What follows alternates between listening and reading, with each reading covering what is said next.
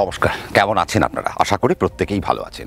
আমাদের 2025 আসতে চলেছে, আর 2025-এর মেষ থেকে মিন পর্যন্ত কোন কোন রাশির কেমন যেতে চলেছে, কোন রাশি বাজিমাত করবে, কোন রাশি হাসবে, কোন রাশি সফলতার শীর্ষে উঠবে বা কোন রাশি ব্যর্থতাকে আবারও দেখবে, তা নিয়ে আমাদের আলোচনা চলছে।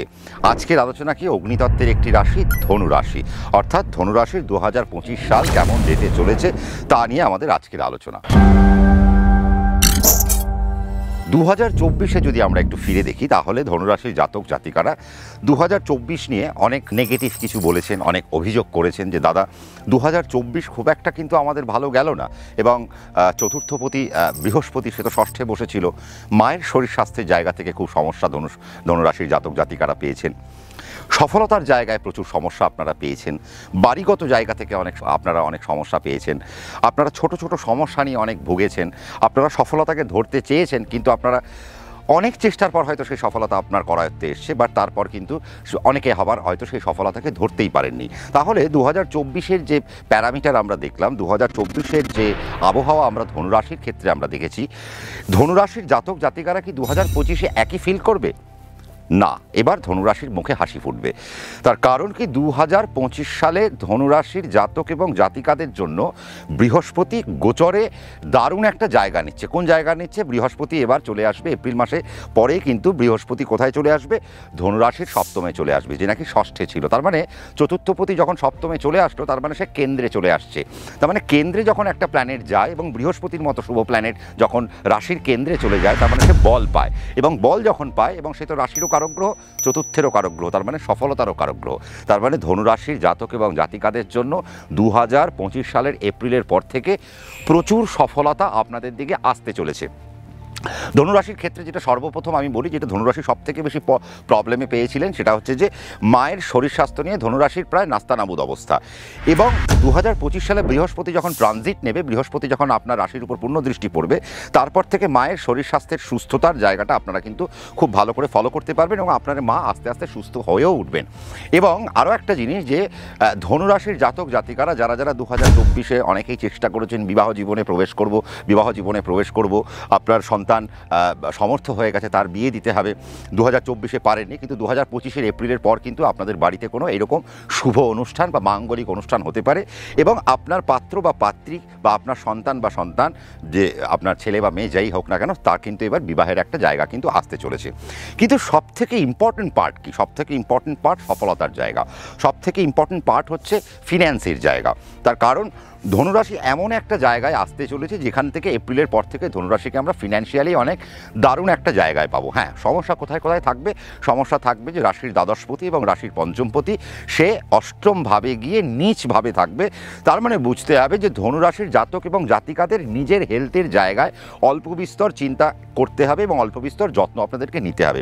কোন কোন পার্টে আপনাদেরকে যত্ন নিতে হবে? দেখুন, প্রথম কথা হচ্ছে যে আপনাদের হাই ব্লাড প্রেশার থেকে আপনাদেরকে সাবধান, 1 নম্বর।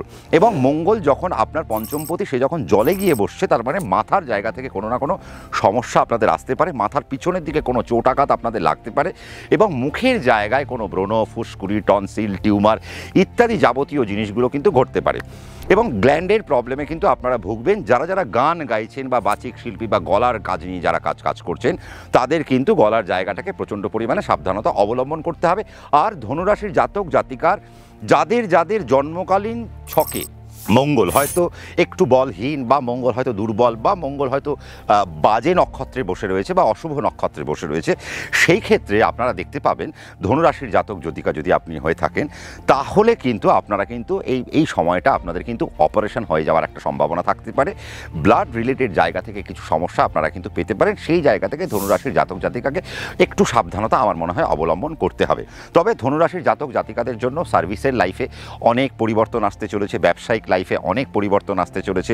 এতদিন ধনুরাশির জাতক জাতিকারা যেখানে কর্মচ্যুত ছিলেন, কর্মহীন হয়ে গেছিলেন, কর্ম পাচ্ছিলেন না, এবার কিন্তু আপনাদের কিন্তু কর্মের জায়গা কিন্তু সুন্দর করে আসছে।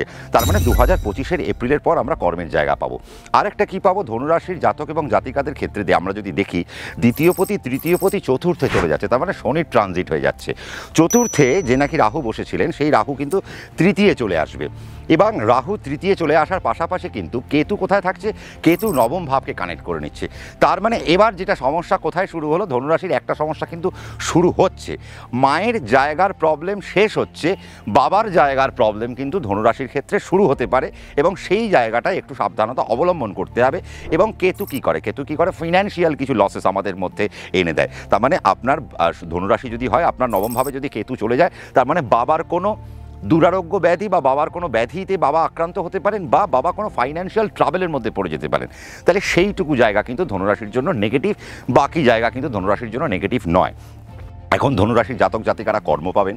এখন যারা সরকারি চাকরি চাইছেন, তারা যাদের জন্মপত্রিকায় সরকারি চাকরির যোগ হয়ে বসে রয়েছে, তারা সরকারি চাকরির দিকটা আপনারা পাবেন। তা যারা টেকনিক্যাল ডিপার্টমেন্টে রয়েছেন, তারা অনেক উন্নতি করতে পারবেন। বৃহস্পতি যখন আপনার রাশির উপর দৃষ্টি দিতে আরম্ভ করবে, আপনার পদোন্নতিগুলো ঘটবে। তার মানে এখন প্রমোশনাল অ্যাক্সেসগুলো কিন্তু ধনুরাশির জাতক জাতিকাদের জন্য ঘটতে আরম্ভ করবে। আর যারা অ্যাডমিনিস্ট্রেশনে যারা রয়েছেন, এপ্রিলের পর থেকে তারা খুব ভালো পাবেন। যারা ফাইন্যান্সিয়াল ডিপার্টমেন্টে রয়েছেন, তারা এপ্রিলের পর থেকে খুব ভালো জায়গায় পাবেন। যারা বিজনেসম্যান, তারা কিন্তু এপ্রিলের পর থেকে মাইন্ড ব্লোয়িং একটা জায়গায় কিন্তু আপনারা পাচ্ছেন। আর বিজনেসের ক্ষেত্রে আমি একটাই বলবো যে আপনাদের যদি লোন নিয়ে ব্যবসা আপনাদের করতেই হতে পারে, তাহলে লোন নিয়ে যদি আপনাদের ব্যবসা করতে হয়, এপ্রিল পর্যন্ত আপনাকে একটু দাঁড়াতে হবে। বৃহস্পতি যখন আপনার রাশির উপর পূর্ণ দৃষ্টি দিতে আরম্ভ করবে এবং মঙ্গল যখন তার বল পেতে আরম্ভ করবে, তারপর থেকে যদি আপনারা লোন নিয়ে যদি ব্যবসায় যদি আপনারা ইনভেস্টমেন্ট করতে পারেন, তাহলে সেখান থেকে আপনারা প্রচুর প্রফিট পাবেন। আর শনি রাহুর যে কনজাংশন যেটা ঘটছে, তাতে করে আমরা যেটা বুঝতে পারছি যে ধনুরাশির জাতক জাতিকাদের কিছু ইনভেস্টমেন্ট ব্যাপক একটা জায়গায় কিন্তু সাড়া দিতে পারে এবং ইনভেস্টমেন্টটা আপনারা কিন্তু বুঝে শুনে যদি করতে পারেন, তাহলে আপনারা ইনভেস্টমেন্ট থেকে আপনাদের অনেক লাভ আসবে। কিন্তু ইনভেস্টমেন্টের জন্য ধনুরাশির জাতক জাতিকাদের একটু দাঁড়াতে হবে।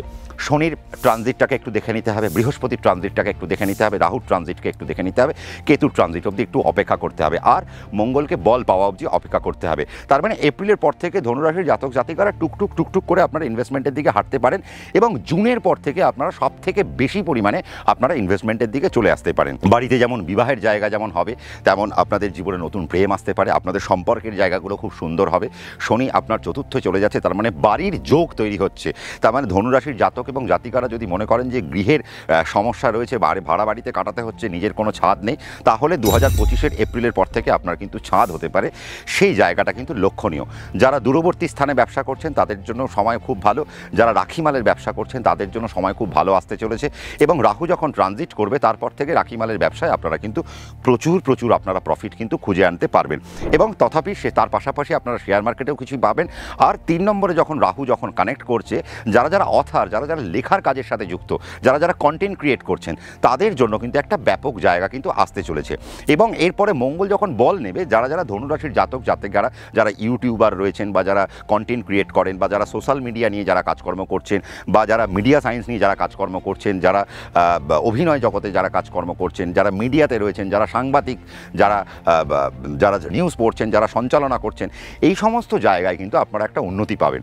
তারপরে যারা শিক্ষকতা করছেন, যারা অধ্যাপনা করছেন, তারাও কিন্তু একটা উদ্দীপনা পাবেন। আবার দেখুন এডুকেশনের জায়গা দেখুন কত সুন্দর ধনুরাশির জন্য খুলতে আরম্ভ করেছে।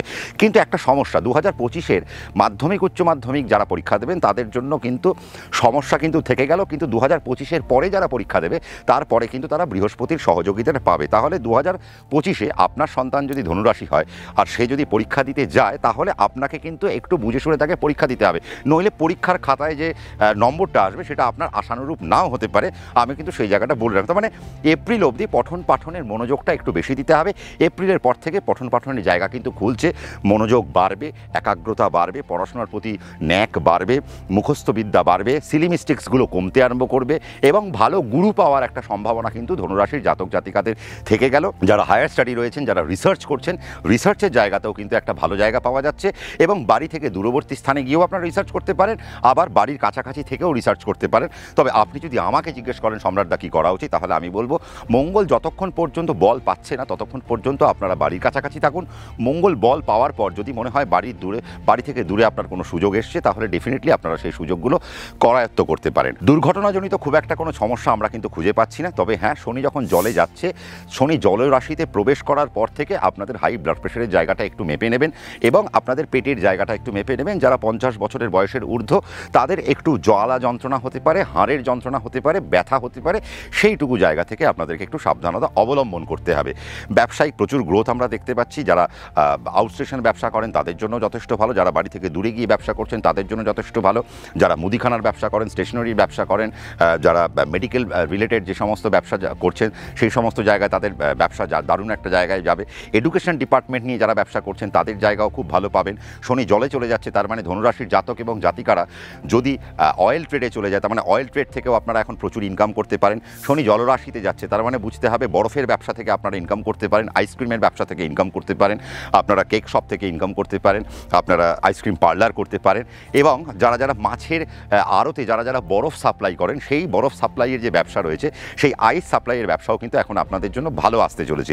এবং শনি যখন 4th হাউসকে কানেক্ট করবে, যারা প্রমোটিং সেকশনে যুক্ত রয়েছেন তাদের জন্য বেটারমেন্ট, এবং যারা মিডলম্যান বা এজেন্টের কাজ করছেন বা জমির বাড়ির কাজকর্ম করছেন বা জমি বাড়ি কেনা বেচার যে সমস্ত কাজকর্ম করছেন তাদের জন্য কিন্তু একটা মোক্ষম সময় আসছে আফটার এপ্রিল। তার মানে আমরা যেটা দেখতে পাচ্ছি যে ধনুরাশি সম্পর্কে আমরা একটা নেগেটিভ কথা শুনতে পাচ্ছি না, তার কারণ এপ্রিলের পর থেকে যা প্ল্যানেটারি পজিশনগুলো যেটা হবে তা পুরোটাই ধনুরাশির জাতক এবং জাতিকাদের অনুকূলে আসতে চলেছে। এডুকেশন ভালো হবে, যা চাইছেন সেরকম হবে, কিন্তু এডুকেশনের 2025-এর যে এপ্রিল পর্যন্ত যে পরীক্ষাগুলো হবে সেই পর্যন্ত আমরা একটু টেনশনে থাকবো। তারপর থেকে কিন্তু আমরা আর কোনো টেনশন কিন্তু পাচ্ছি না।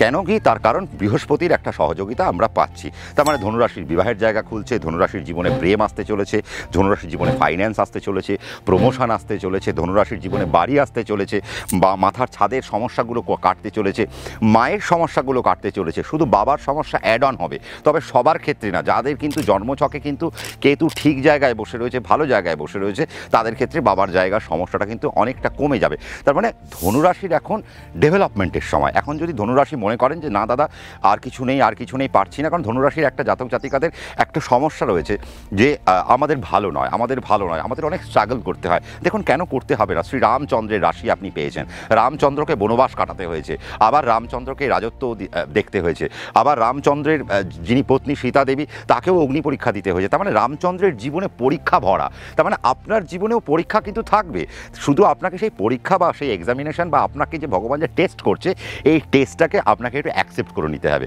যদি আপনি অ্যাকসেপ্ট করে নিতে পারেন তাহলে 2025 কিন্তু আপনার। তাহলে ধনুরাশির 2025 সাল অত্যন্ত ভালো কাটুক, ফুলে ফেপে ঢোল হোক, এবং ধনুরাশির ফুলে ফেপে ঢোল হওয়ার কথা। ফিনান্সিয়ালি সব দিক থেকে ধনুরাশির ভালো দিক আসতে চলেছে। তবে হ্যাঁ, এর জন্য ভালো সময়ের জন্য আপনাদেরকে ওয়েট করতে হবে। কতক্ষণ? এপ্রিল মাস পর্যন্ত আপনাদেরকে একটু ওয়েট করতে হবে। এপ্রিল মাসের পর থেকে ধনুরাশির দুর্ধর্ষ সময় আসতে চলেছে। কেমন লাগলো জানাতে ভুলবেন না। এখনও আমি জানি আপনাদের মনের মধ্যে দাদা আমার পয়েন্টটা বললেন না, দাদা আমার পয়েন্টটা বললেন না।